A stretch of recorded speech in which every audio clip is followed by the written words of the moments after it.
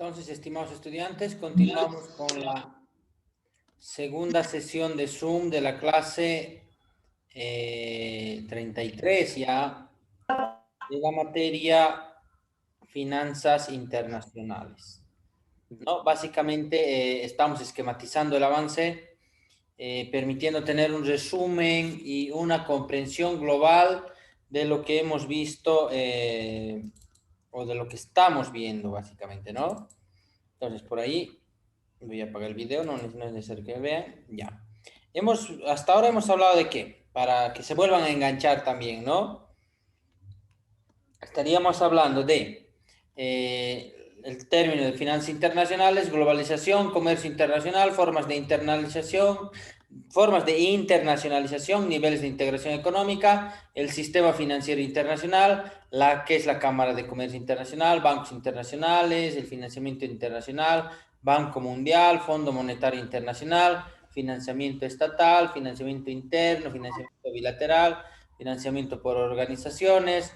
Luego hemos visto las operaciones y medios de pago internacional, donde hemos hablado de inversión, financiamiento, operaciones de exportación e importación.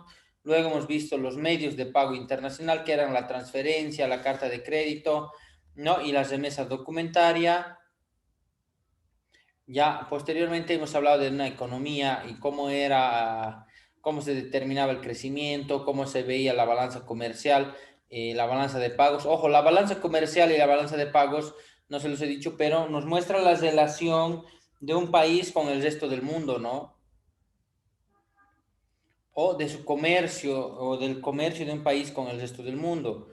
Posteriormente hemos visto lo que es costos internacionales para la competitividad, dentro de lo cual hemos estado hablando de lo que sería básicamente la ventaja competitiva, la ventaja en costos y la ventaja comparativa, ¿no? Ojo, no se olviden, y este es un factor clave, la ventaja comparativa. Hemos hecho un cuadrito y esto ha entrado en su examen y no mucho me lo han podido explicar. Hemos hecho uno que depende del tipo de cambio. ¿Recuerdan? Teníamos una ventaja comparativa de un país a otro y cuando modificábamos el tipo de cambio, se modificaba la ventaja, ¿no? La ventaja comparativa pasaba de un país a otro país, ¿no? Luego hemos hablado de la determinación de los costos de exportación, hemos hecho cubicaje, cálculo de kilometraje, presupuestación de un medio de transporte, hemos hablado de las 5 Cs del exportador, la estandarización, luego hemos pasado a inversión y presupuestos de capital, ¿no? Para esto hemos dicho cuáles son los estudios que puede agrupar un presupuesto de capital, donde era estudio de factibilidad, estudio para determinar la viabilidad, plan de negocios, un proyecto de inversión. Y posteriormente hemos dicho las partes que siguen estos y qué estudios tienen, ¿no? Habíamos hablado de los indicadores de viabilidad comercial, la viabilidad técnica, la viabilidad organizacional, la viabilidad económica y financiera y los indicadores de rentabilidad. Los indicadores de rentabilidad son los siguientes: BAN, TIR, PRI, relación beneficio-costo. Sí, después de la relación beneficio-costo, creo que con ustedes hemos visto también la TIR modificada, ¿no? Entonces, esos son los indicadores fundamentales. Ya, si ustedes quisieran especializarse en indicadores de rentabilidad, hay otros indicadores más como el costo anual equivalente, el valor anual equivalente, ¿sí? El BAE, el CAE, el BAWE, ¿no? Entonces, estos son otros indicadores que también nos pueden determinar si una inversión es adecuada o no. Además de estos que convierten los flujos, tenemos lo que es el ROI, el siempre importante ROE, ¿no? El ROE es la rentabilidad sobre la inversión, el ROE es la rentabilidad sobre el capital, ¿sí? Obviamente no nos quedamos solamente con esos dos indicadores de ROI y ROE, podemos ver el ROA o el DuPont, tal vez, ya, cosas que ustedes ya lo han visto en Finanzas 1 y Finanzas 2, ¿sí? Pero estos indicadores continúan, como por ejemplo, tenemos lo que es el EVA, ¿no? El valor económico agregado. También es importante, se puede tomar en cuenta el Enterprise Value, ¿no? O el valor del emprendimiento, ¿sí? Entonces, ¿esos son todos los posibles indicadores? No, hay unos cuantos más. Depende del tipo de actividad y, bueno, depende de lo que queramos medir. También se pueden crear nuevos indicadores. Bueno, hasta ahí sería lo que es un presupuesto de capital, ¿no? Pero, ¿qué más hemos hecho? Nosotros hemos elaborado lo que corresponde a un flujo de caja. Y este flujo de caja lo hemos sensibilizado, es decir, hemos hecho un análisis de sensibilidad.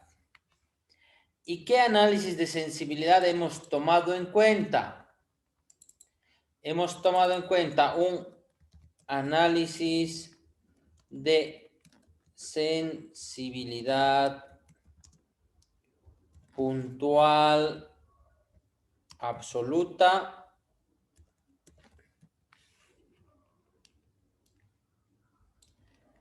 ¿No? Eso que también ven en modelos de programación, ¿no? Deben estar viendo, o ya han debido terminar de ver esto. Análisis de sensibilidad puntual relativa.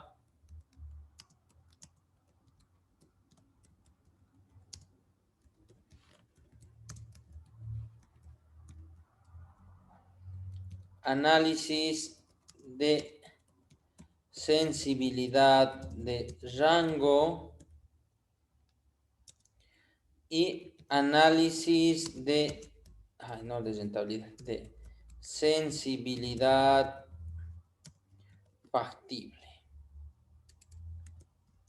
Entonces son estos los análisis de sensibilidad que existen, que se utilizan. Hemos visto gran parte de estos y todos estos se hacen con unas herramientas que también las hemos visto. Con la herramienta, bueno, hay una que no hemos visto, el Solver. Se pueden realizar con Solver, se pueden realizar con buscar objetivo, se pueden hacer con tabla de datos y finalmente se pueden hacer con escenarios. ¿No? Esto es lo que nosotros también hemos visto. Hemos utilizado todas menos el Solver, ¿sí? El Solver es un sistema como de resolución de ecuaciones con restricciones, ¿ya? Ahí termina el presupuesto de capital porque nosotros ya lo hemos evaluado, lo conocemos bien y ya sabemos cómo va. Entonces, continuando. Hemos visto adicionalmente el tema regímenes monetarios, principalmente antes de ver, bueno, conforme veíamos los regímenes monetarios, nos introducíamos a lo que era el mercado de divisas, ¿sí? Entonces, hemos hablado de los regímenes monetarios. Si bien no lo hemos tocado a profundidad, hemos entendido lo que es... Uy, aquí estamos, ¿no? Entonces, tenemos otro tema donde hemos visto regímenes monetarios. Los regímenes monetarios son los que han estado guiando el accionar de las finanzas internacionales. ¿Por qué han estado guiando el accionar de las finanzas internacionales los regímenes monetarios? Porque ha habido patrones monetarios. El patrón dólar, el patrón oro dólar, ¿no? Entonces, esos regímenes determinan cómo se va a intercambiar una moneda con otra, cuál va a ser el valor de cada una de las monedas, ¿no? Entonces, aquí en los regímenes monetarios hemos hablado del respaldo de una economía para imprimir billetes o acuñar monedas.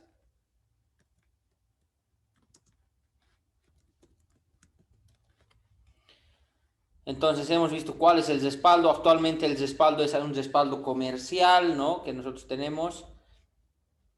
Sí, hay un respaldo en oro. Es decir, que sí o sí hemos tenido que hablar de las reservas internacionales y de la composición de las reservas internacionales. Es decir, hemos debido mencionar que las reservas internacionales se encuentran en cualquier divisa, que esas reservas internacionales también se encuentran en oro, ¿no? Y es un respaldo para que la economía pueda imprimir monedas y billetes y aumentar la oferta monetaria, ¿sí? Una vez conocidos estos regímenes monetarios y cuál es el valor de las monedas,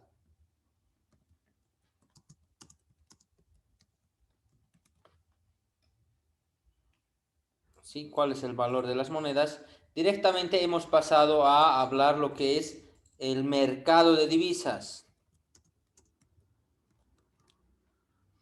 Del mercado de divisas hemos comenzado explicando sus características.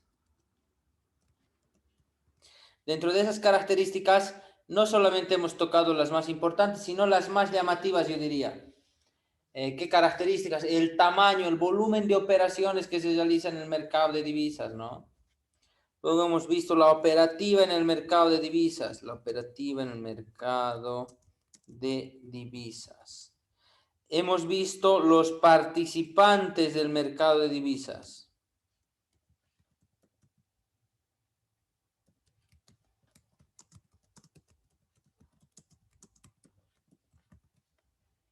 No, posteriormente hemos tenido que ver lo que es la especulación en el mercado de divisas y obviamente hemos hablado de conceptos como trading, ¿no? Que son especuladores natos que realizan análisis, ¿no? Y aquí hemos hablado seguramente, les he mencionado que existen dos tipos de análisis: análisis técnico y análisis estructural, ¿no? Estos análisis nos permiten a nosotros pronosticar cuál va a ser el movimiento que van a tener una serie de divisas y poder comprar, vender, bueno, esto sobre todo para hacer trading, ¿no?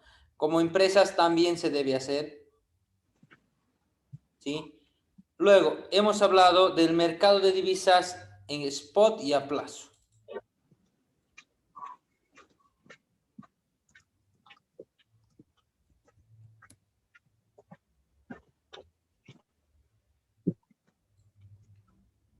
Ya, entonces,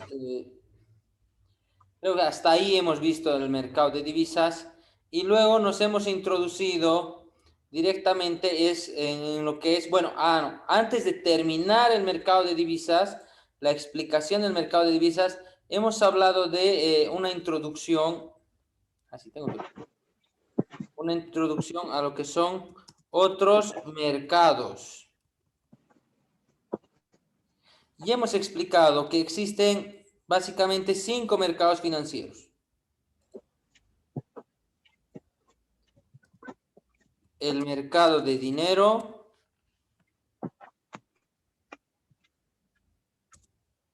el mercado de valores de renta fija, el mercado de valores de renta variable, ojo, está en función de riesgo este orden, el mercado de divisas y el mercado de derivados. Hay un sonidito, no sé qué pasa.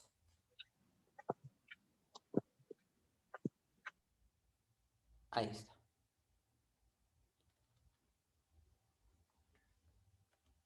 Ya, entonces, ya, continuamos. hemos visto estos mercados. Ojo que estos mercados están en orden de riesgo, ¿no? Mientras más abajo vamos,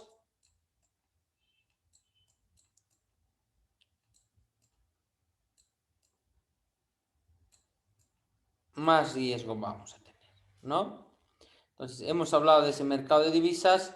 Luego hemos hablado del nuevo tema que era mercado cambiario a plazo. En el mercado cambiario a plazo, básicamente, nos hemos introducido en los conceptos relacionados con forwards. Bueno, antes de hablar de esto, tengo que mencionarles que también hemos hablado que existen dos tipos de mercados, ¿no? Como otra clasificación, los mercados OTC, over the counter, y los mercados bursátiles. Y ya conociendo esos dos tipos de mercados que hay, hemos hablado de lo que son los forward. Sí, hemos explicado cómo es un contrato entre partes, es decir, hemos explicado cómo funciona un forward, qué es lo que hacen las partes, quién pierde, quién gana y por qué se realizan principalmente. Y hemos visto que la principal razón para realizar un contrato forward para las empresas es realizar cobertura, ¿no? Con estos contratos forward podemos evitar que las variables se modifiquen, es decir, en un ejemplo, la variable tipo de cambio, podemos limitar la variable tipo de cambio a sus movimientos, podemos limitar la variable, la variabilidad de la variable precio, así, ¿no? Posteriormente hemos visto los futuros,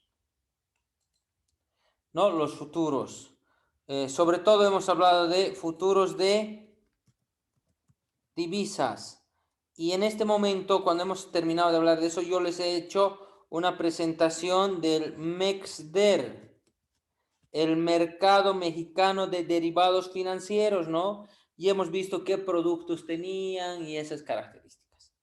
Ya, entonces, dentro de esto hemos hablado del mercado de futuros, del mercado de divisas, por lo tanto, hemos explicado la operativa de los futuros, operativa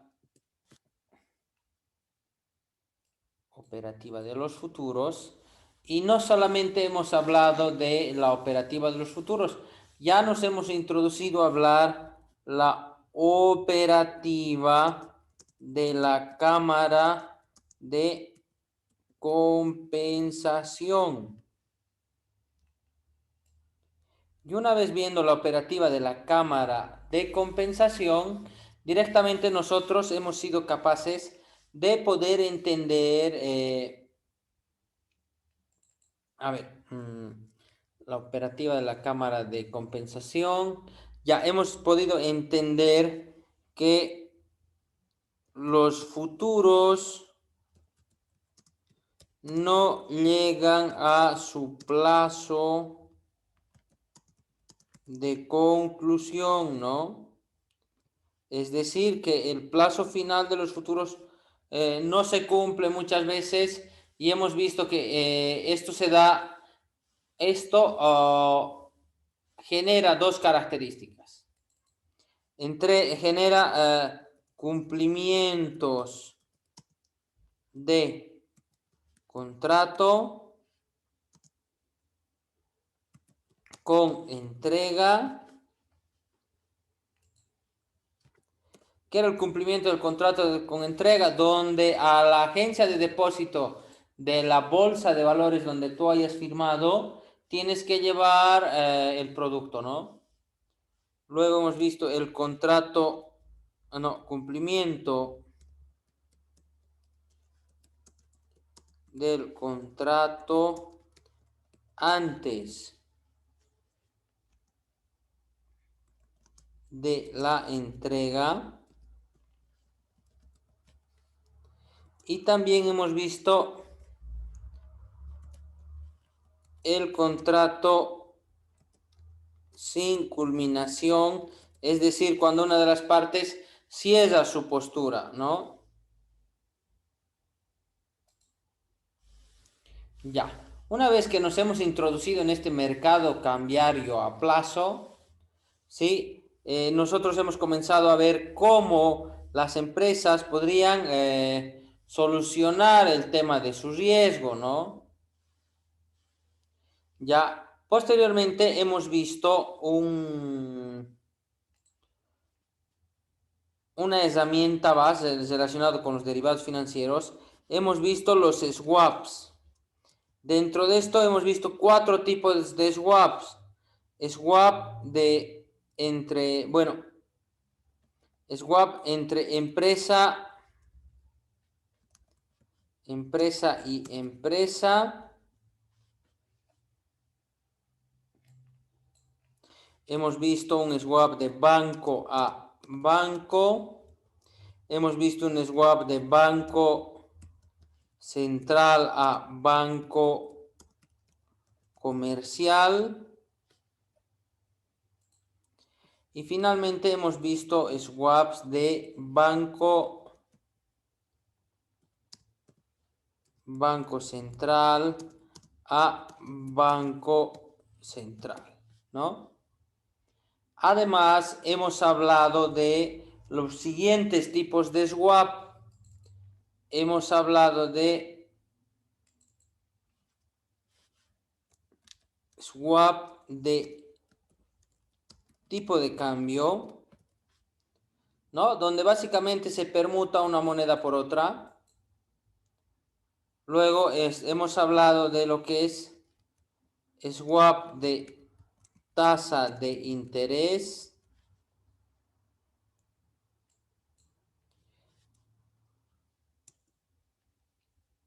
¿No? Posteriormente hemos visto swaps de productos.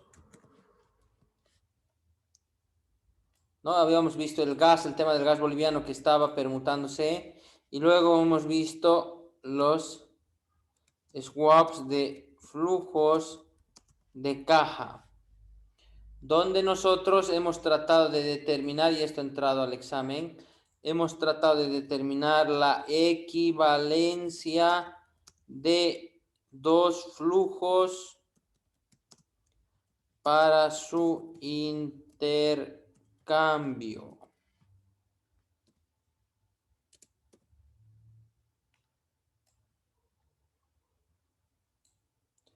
Uy, bueno, no se ha borrado lo que he anotado porque no he logrado estirar bien.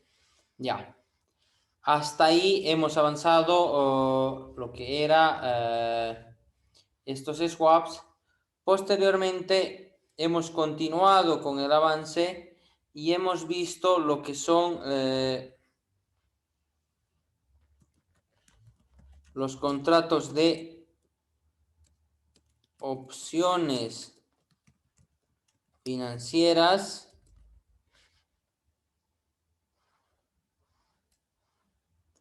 No, otra vez no. Bueno. Contrato de opciones financieras. Hemos hablado de opción de compra.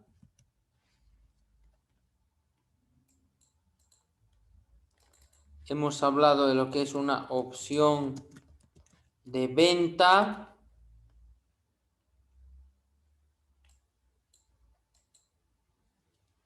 Sí, opción de compra, opción de venta, y hemos hecho, con referente a esto, el cálculo de los escenarios.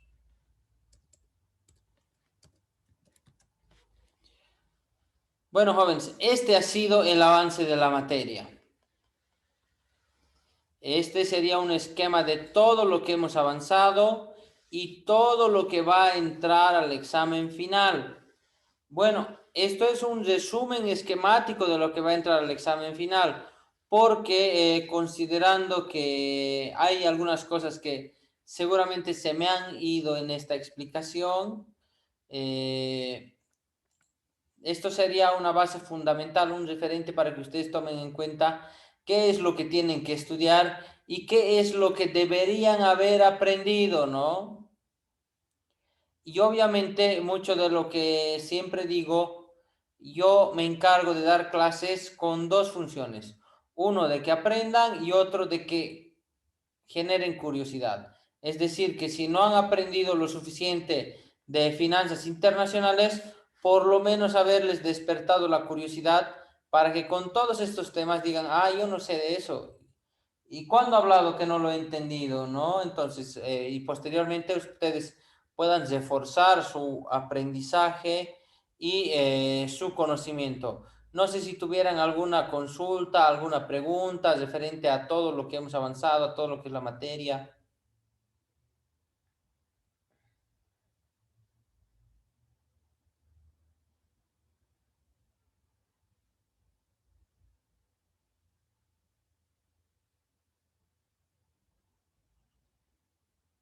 Ahí en el chat creo, ¿no? Ah, no, Llanos Bautista Nancy ha anotado su nombre recién.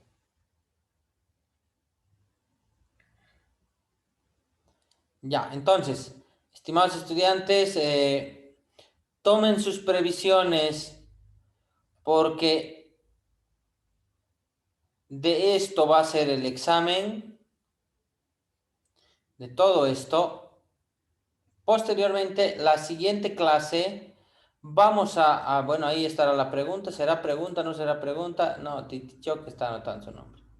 Ya, la siguiente clase, vamos a elaborar un pequeño presupuesto de capital, ¿sí? ¿Dónde está? Un pequeño presupuesto de capital, cortito, ¿no? Un presupuesto de capital cortito, donde vamos a determinar estos indicadores, vamos a hacer su análisis de sensibilidad y posteriormente vamos a aplicar las herramientas de las finanzas internacionales para mejorar los flujos o para mejorar las posiciones de las empresas o de la empresa o del flujo que estaríamos analizando, ¿sí? Entonces, la siguiente clase vemos una práctica donde tratemos de incluir gran parte de los ejercicios, ¿sí? Y con eso estaríamos concluyendo todo el avance. Recuerden, nuestro examen es día jueves, ¿no? Jueves 3. Sí, va a ser jueves 3. Para el examen, tomen en cuenta que sus pagos deben estar al día, porque en caso de que sus pagos no estén al día, ¿qué va a ocurrir? No se les va a permitir el acceso a la plataforma, ¿no? Entonces, como no se les va a permitir el acceso a la plataforma y todo examen va a ser por plataforma, inmediatamente ustedes estarían perjudicándose, ¿no?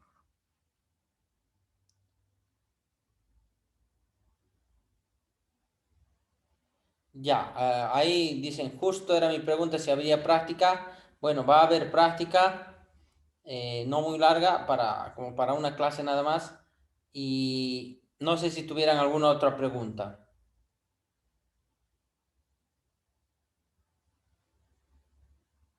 Dicen, en caso de la cancelación de la última cuota, estamos a fin de mes y ya nadie nos paga a fin de mes, dicen, ¿qué vamos a hacer? Como nadie paga No hay biles. ninguna posibilidad de que nos den hasta los primeros días de diciembre.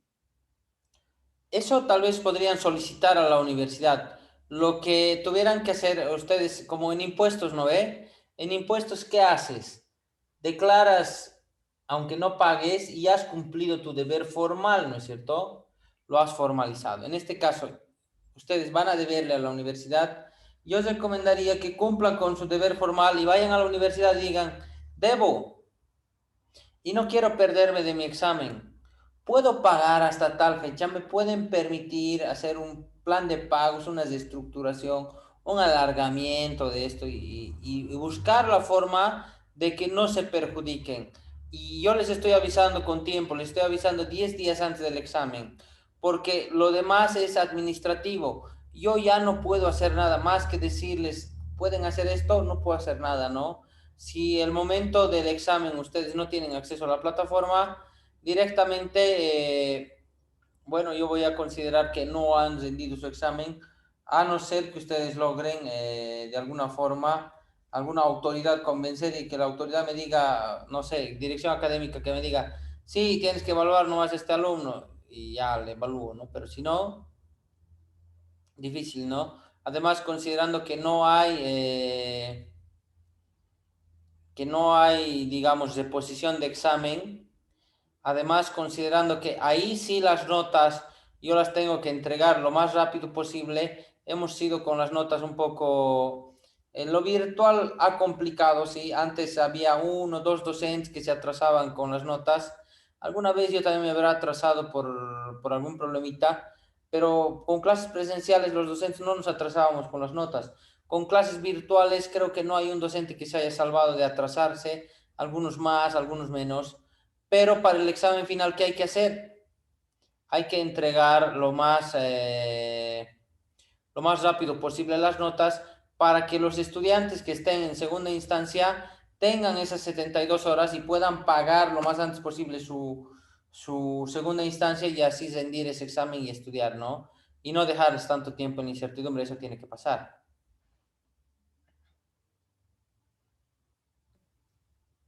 Ya no. Está bien, dicen. Entonces, el 3 no sería nuestro examen en el horario que nos toca, ¿no? En el horario que nos toca, sí.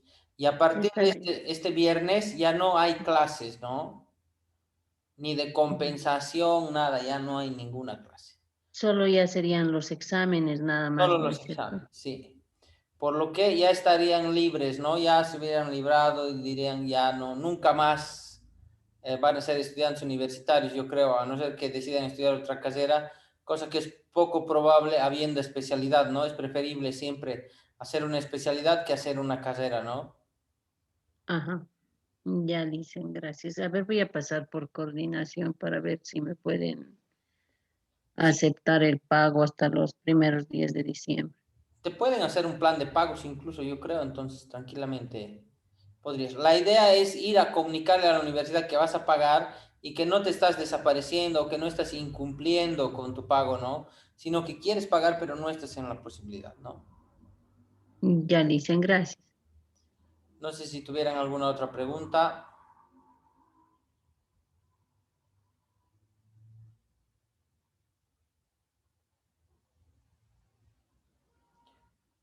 Como siempre, este curso, el más silencioso de todos, es muy pocas las preguntas que me han hecho, pero bueno. Entonces, con todo esto, haciendo toda esta explicación y haciendo un resumen de todo el avance que hemos tenido en la materia, estaríamos prácticamente dando por concluido el avance. Nos quedaría una partecita práctica más y ya alistarnos para el examen y para que ustedes culminen con su carrera, ¿no? Que espero que sea carrera y no maratón y así no sigan más años, ¿no? Además, recomendarles que titúlense lo más antes posible y si no se titulan, recuerden que por semestre que se atrasan sin comunicarle a la universidad, pagan una matrícula, ¿no? Tal vez no saben eso, pero ya yendo a preguntar a registros y Cardex se van a enterar.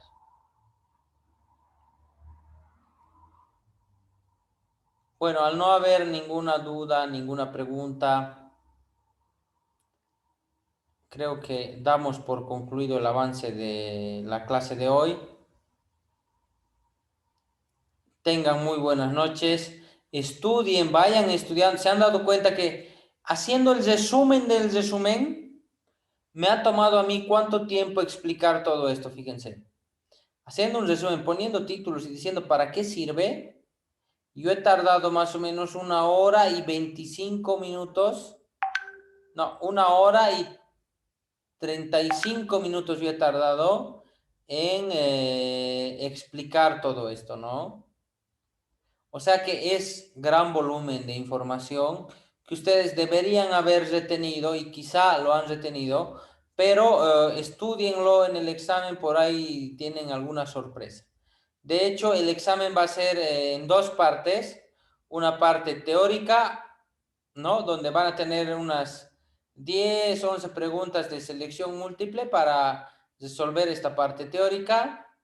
Y luego la parte práctica que van a tener que subirlo al Moodle como tarea, ¿no? Así estaría siendo estructurado su examen, ¿ya? No sé si tuvieran ahora sí alguna consulta.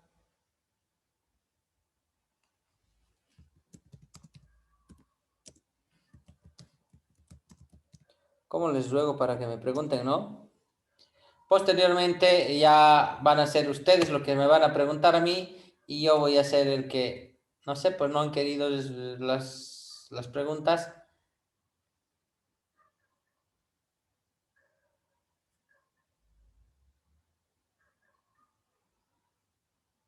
Ya, entonces, buenas noches, estimados.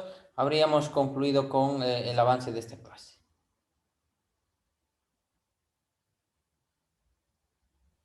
Hasta luego, Licen. Bueno, chao, chao.